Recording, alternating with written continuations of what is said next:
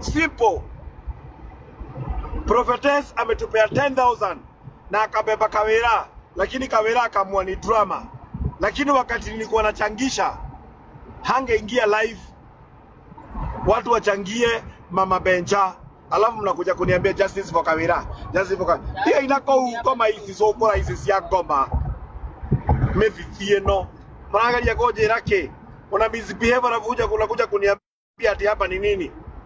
Kwani mimi siwezi misbehave?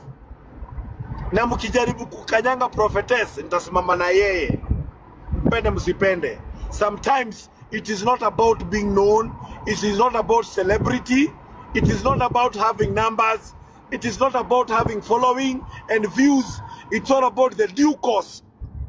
Nilikuwa kwa hiyo live kama nimetulia mpaka ute mama anamwambia achana na bangi, mbona umeenda ukakunywa?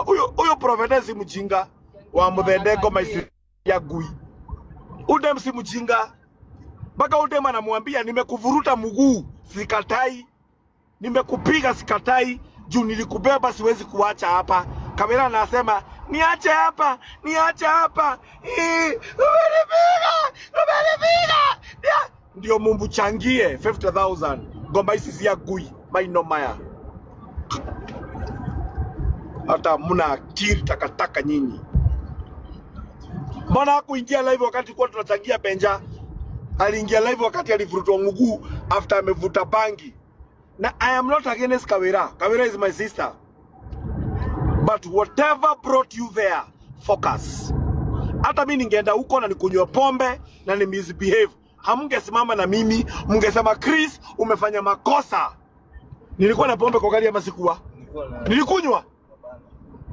Nilikuwa na mzinga ya jinja. Nilikuwa na kunywa Coca-Cola na maji.